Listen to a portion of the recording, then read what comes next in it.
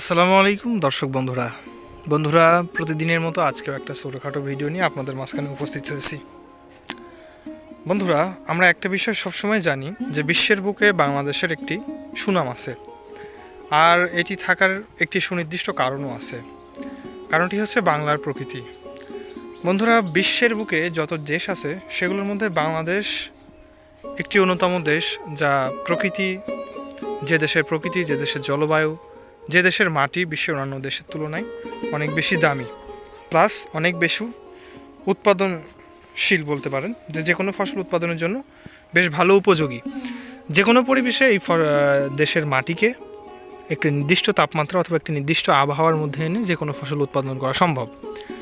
তো সেই প্রাকৃতিক ভূমি আমার বাংলা, যেটা আমার জন্মভূমি, এগুলোর মাঝখানে আমি একটা চমৎকার দৃশ্য আপনাদের সামনে উপস্থাপন করছি। আপনারা দেখতে পাচ্ছেন, এটি একটি পুকুর।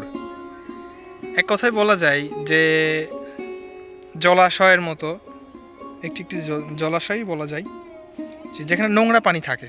এক কথায় আমরা যেটাকে নর্দমা সাথে তুলনা করি। কিন্তু দেখুন, আল্লাহ সুবহানাহু ওয়া তাআলার কি সৃষ্টি!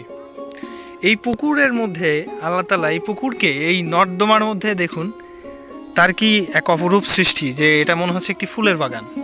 অথচ এখানে কিন্তু কেউ নামবে না। এখন যদি আপনি এখানে কাউকে নামাতে চান যে ভাই আপনি এখানে নামেন, কখনোই নামবে না। কিন্তু বাইরে থেকে এর প্রাকৃতিক যে সৌন্দর্য, এটা উপভোগ করতে কিন্তু সবাই প্রস্তুত।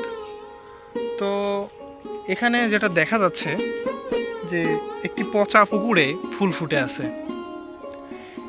এভাবেই আল্লাহ সুবহানাহু ওয়া তাআলা বাংলাদেশের এই ভূমিকে, বাংলার এই ভূখণ্ডকে প্রকৃতি দিয়ে সুসজ্জিত করেছে।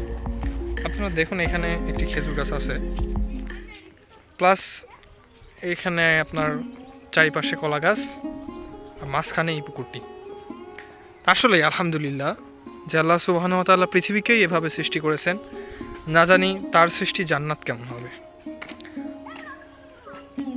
তো ধন্যবাদ বন্ধুরা, এতক্ষণ আমাদের সাথে থাকার জন্য।